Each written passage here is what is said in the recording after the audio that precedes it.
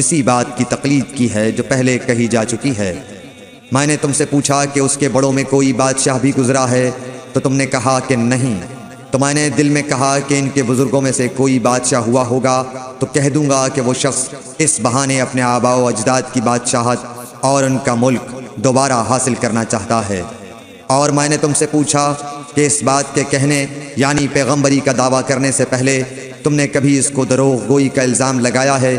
تم نے کہا کہ نہیں۔ تو میں نے سمجھ لیا کہ جو شخص آدمیوں کے ساتھ دروغ گوئی سے بچے وہ اللہ کے بارے میں کیسے جھوٹی بات کہہ سکتا ہے۔ اور میں نے تم سے پوچھا کہ بڑے لوگ اس کے پیرو ہوتے ہیں یا کمزور آدمی؟ تم نے کہا کمزوروں نے اس کی اتباع کی ہے۔ تو دراصل یہی لوگ پیغمبروں کے متبعین ہوتے ہیں۔ اور میں نے تم سے پوچھا کہ اس کے ساتھی بڑھ رہے ہیں یا کم ہو رہے ہیں؟ تم نے کہا کہ وہ بڑھ رہے ہیں، اور ایمان کی کیفیت یہی ہوتی ہے حتیٰ کہ وہ کامل ہو جاتا ہے۔ اور میں نے تم سے پوچھا کہ آیا کوئی شخص اس کے دین سے ناخوش ہو کر مرتد بھی ہو جاتا ہے؟ تم نے کہا نہیں۔ تو ایمان کی خاصیت بھی یہی ہے، جن کے دلوں میں اس کی مسرت رچ بس جائے وہ اس سے لوٹا نہیں کرتے۔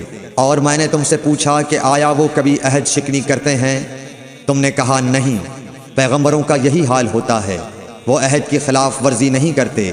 اور میں نے تم سے کہا کہ وہ تم سے کس چیز کے لیے کہتے ہیں؟ تم نے کہا کہ وہ ہمیں حکم دیتے ہیں کہ اللہ کی عبادت کرو، اس کے ساتھ کسی کو شریک نہ ٹھہراؤ، اور تمہیں بتوں کی پرستش سے روکتے ہیں، سچ بولنے اور پرہیزگاری کا حکم دیتے ہیں۔ لہٰذا اگر یہ باتیں جو تم کہہ رہے ہو سچ ہیں تو ان قریب وہ اس جگہ کا مالک ہو جائے گا کہ جہاں میرے یہ دونوں پاؤں ہیں۔ مجھے معلوم تھا کہ وہ پیغمبر آنے والا ہے، مگر مجھے یہ معلوم نہیں تھا کہ وہ تمہارے اندر ہوگا۔ اگر میں جانتا کہ اس تک پہنچ سکوں گا تو اس سے ملنے کے لیے ہر تکلیف گوارا کرتا۔ اگر میں اس کے پاس ہوتا تو اس کے پاؤں ہوتا۔ ہرقل نے رسول اللہ صلی اللہ علیہ وسلم کا وہ خط منگایا جو آپ نے وحیہ کلبی رضی اللہ تعالیٰ عنہ کے ذریعے حاکم بصرہ کے پاس بھیجا تھا، اور اس نے وہ ہرقل کے پاس بھیج دیا تھا۔ پھر اس کو پڑھا تو اس میں لکھا تھا، اللہ کے نام کے ساتھ جو نہایت مہربان اور رحم والا ہے۔ اللہ کے بندے اور اس کے پیغمبر محمد صلی اللہ علیہ وسلم کی طرف سے یہ خط ہے شاہ روم کے لیے۔ اس شخص پر سلام ہو جو ہدایت کی پیروی کرے۔ اس کے بعد میں آپ کے سامنے دعوت اسلام پیش کرتا ہوں۔ اگر آپ اسلام لے آئیں گے تو دین و دنیا میں سلامتی نصیب ہوگی، اللہ آپ کو دوہرا ثواب دے گا، اور اگر آپ میری دعوت سے روگردانی کریں گے تو آپ کی رعایا کا گناہ بھی آپ ہی پر ہوگا۔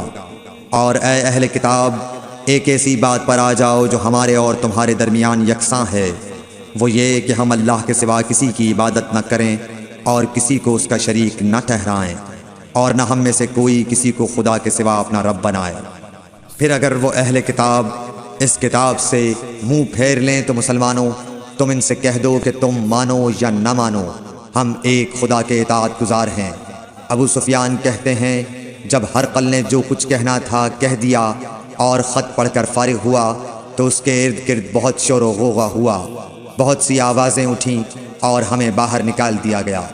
تب میں نے اپنے ساتھیوں سے کہا کہ ابو کبشہ کے بیٹے آن حضرت صلی اللہ علیہ وسلم کا معاملہ تو بہت بڑھ گیا، دیکھو تو اس سے بنی اصفر روم کا بادشاہ بھی ڈرتا ہے۔ مجھے اس وقت سے اس بات کا یقین ہو گیا کہ حضور صلی اللہ علیہ وسلم ان قریب غالب ہو کر رہیں گے، حتیٰ کہ اللہ نے مجھے مسلمان کر دیا۔ راوی کا بیان ہے کہ ابن ناطور ایلیا کا حاکم ہرقل کا مصاحب اور شام کے نصارہ کا لاٹ پادری بیان کرتا تھا کہ ہرقل جب ایلیا آیا ایک دن صبح کو پریشان اٹھا تو اس کے درباریوں نے دریافت کیا کہ آج ہم آپ کی حالت بدلی ہوئی